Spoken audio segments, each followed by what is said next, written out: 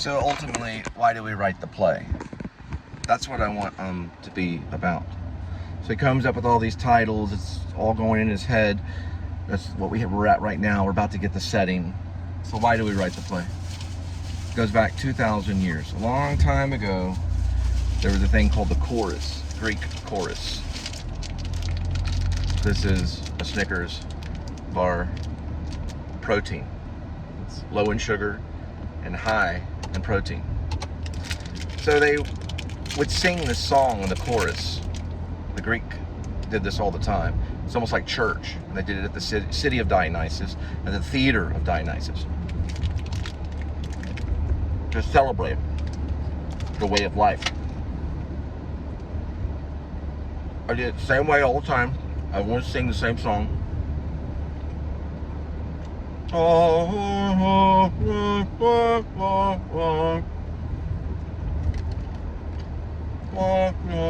know, all at the same time. Right? They're playing this Asian sound music.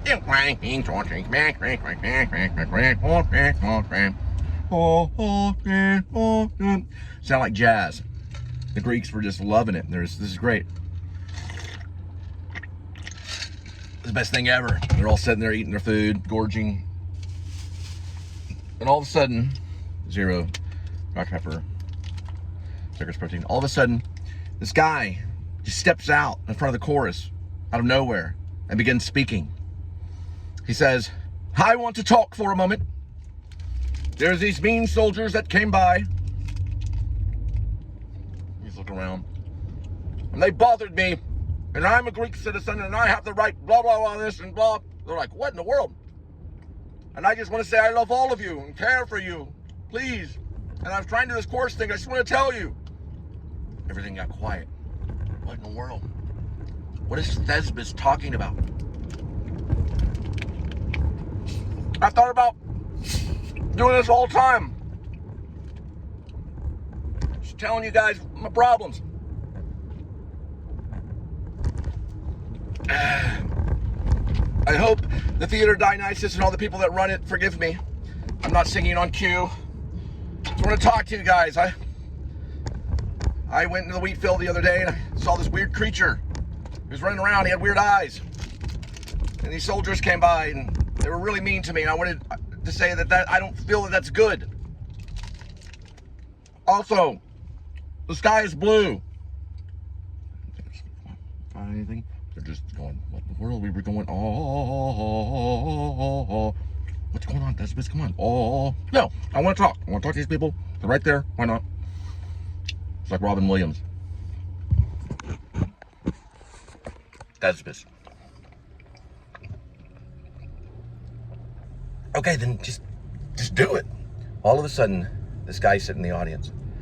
His name is Sophocles. And Euripides way in the back going, what in the world? Esca's, I got an idea. After that day, they all sat around and thought, let's do this thing. Let's do it. We'll tell a freaking story and we'll use words. The mime is over there going, come on. I know Antian de Crew, or at least his grandfather and his great-great-grandfather.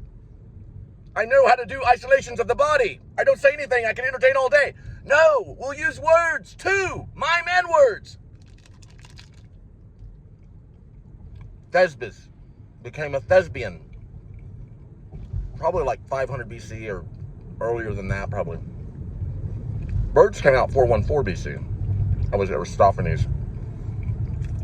Birds, like birds that fly in the sky. Aristophanes.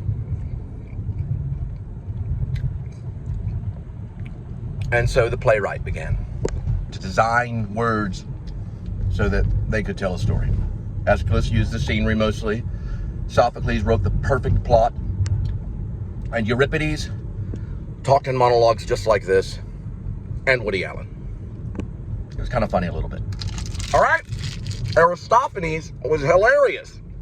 He wrote about clouds and birds and all kinds of stuff. Thus, Greek theater. And theater began about 2,000 years ago. Well, traditionally it was more like 1,500 years ago. But there was probably some things that happened that we didn't even see, especially with the mimes.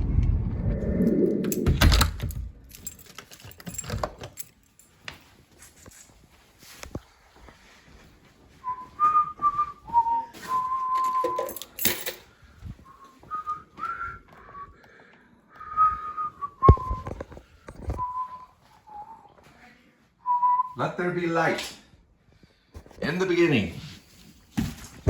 All right.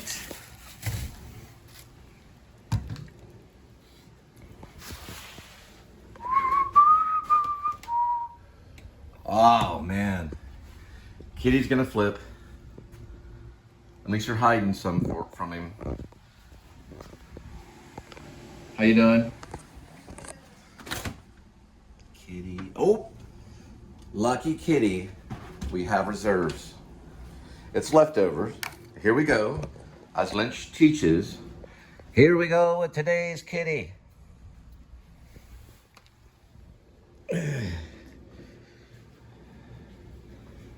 One kitty with 9 lives.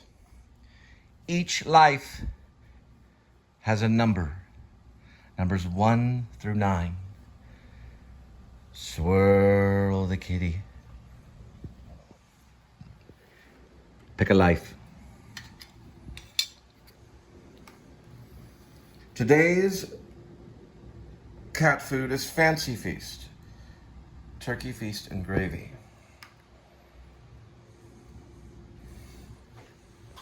We wait patiently. All you artists love it.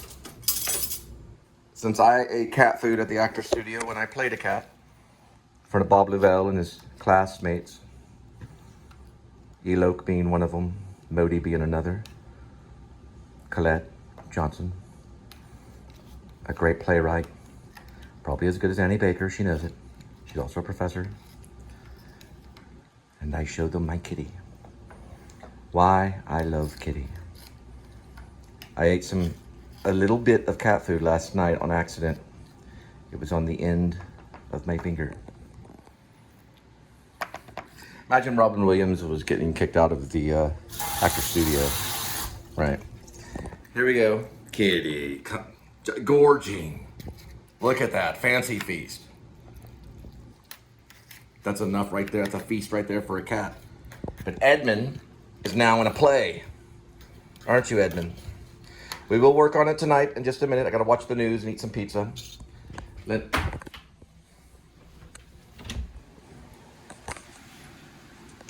Linda's daydreaming, or actually dreaming probably of a play. Okay, some of her dialogue is in it. So I put some of Linda's words in it. She has a letter. All perfect plays have a letter. It will be in the play. Somewhere in there, probably in maybe the end. And this is it right here. This is part of it. We did a thing called Glorious Glow Hands, and when one of the characters' names that we find is called Jane Doe. Jane Doe was a show off. People didn't like it. Nicole was there. This is all Linda's words. And she can sue me. I don't care.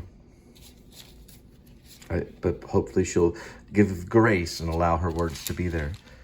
It'll be a letter that he finds that he does not understand. Written by Sniffles, known as Snickles. In the letter it says Jane Doe. Sniffles, an alcoholic. Ash, the writer.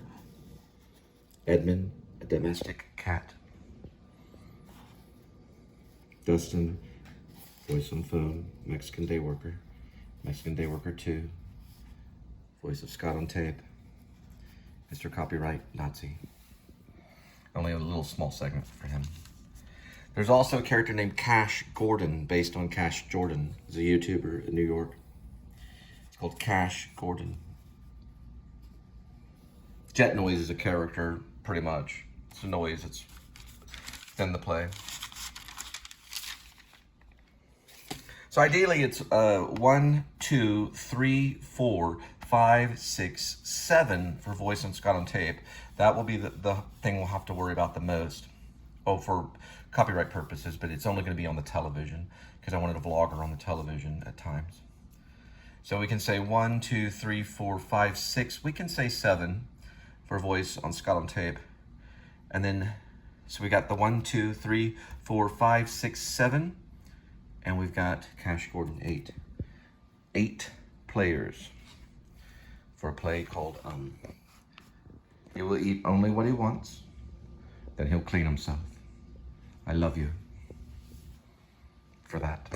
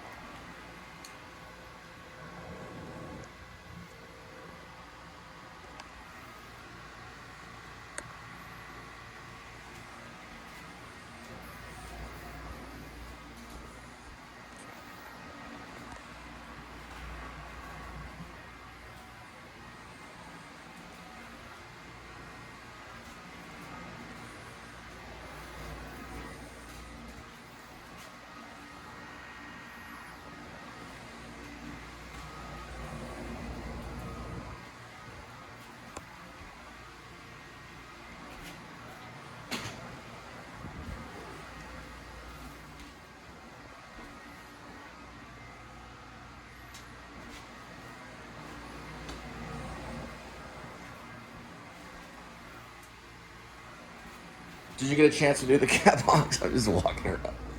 Sorry, I heard this thing from Aaron Sorkin. Did you get a chance to even do the cat box? What's going on, kid? You can't handle the cat! I had to say it, I'm sorry. So you did do the cat box? Okay, just making sure. I wanted to tell you something. Just let me I know. I'm doing an experiment. Okay, just give me a second. Kitty really didn't play. After a string of misfortunes, they launched onset lifting NASA's hopes of making commercial vehicles Remember this toy on the stick is? A toy on the stick for the kitty. Maybe I put it back. I think the toy on the stick is near, probably maybe the closet. Sometimes I'll put it up. So I want to get tangled in it. The Theater of Dionysus is only YouTube. Thus, it's only YouTube.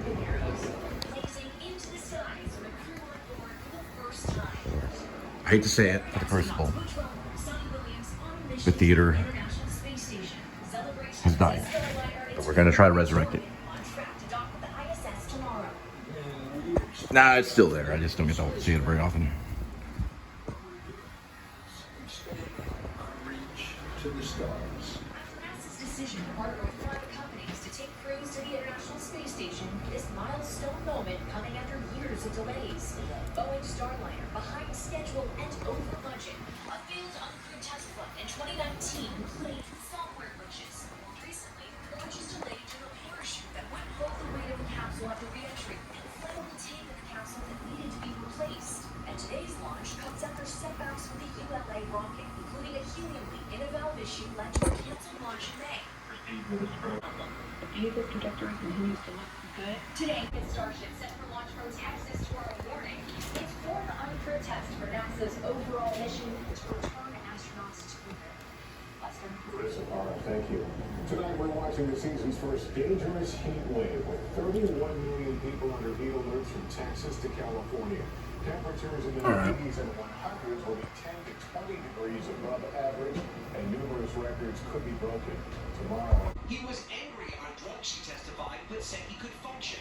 At the time, An appeals court said should be allowed to continue prosecuting this. Now, a lower court has already said yes, but Mr. Trump's team appealed. There we go. That's how long it takes. So 11:24. I think I remember saying something like 11. It takes about 15 minutes to get warmed in. Here's the most immediate impact, the timeline. There's just no practical way that this would get to a trial now before November's election, so that's perhaps a political win, if not a legal one yet for Mr. Trump. Believes the best way to avoid a war in Lebanon is to get a ceasefire in Gaza, saying tonight the whole world should call on Hamas to make a deal. Lester? Thank you. We want to turn now to the terror arrest in Paris. Officials say the Ukrainian-Russian man is in custody after an explosive device detonated at a hotel near Paris's Charles de Gaulle Airport. The blast nearly and badly burned investigators and found bomb-making materials in his room. The motive is under investigation. President Biden is in France tonight to mark the 80th anniversary of the D-Day invasion tomorrow. Kelly Donald is in Paris, and Kelly, the president, also thinking about the war in Ukraine. That's right, Lester. The weight of history meets current crises for President Biden. Who will run with Ukrainian President Zelensky tomorrow. Lester? Kelly, thank you. At a program note tomorrow, I'll interview Secretary of Defense Lloyd Austin from Normandy on the global challenges America faces here and abroad. Republicans in the Senate today blocked a bill that would have protected access to birth control. The effort by Democrats was aimed at highlighting the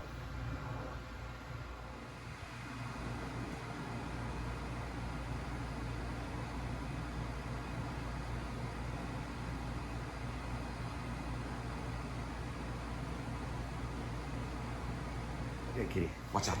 You're in the Vietnam age, you'll have a tripwire. Tripwire. It's actually not actually a tripwire, it's actually a battery thing, but it acts as a tripwire because it's goes, and then in your mind you think, oh no, my computer. So, blah, blah, blah. Okay, we are beginning. I gotta get the times right because it's a technical thing. Probably around this time, okay? Charles Bukowski would write between 9 and 2 or 10 and 2 in the morning. That was his assignment. We work, so we're 11:30 to probably 2. Playwright. Got it. That's what Sorkin said, if he's watching. Kitty. Sorkin's a genius, but he envies this guy.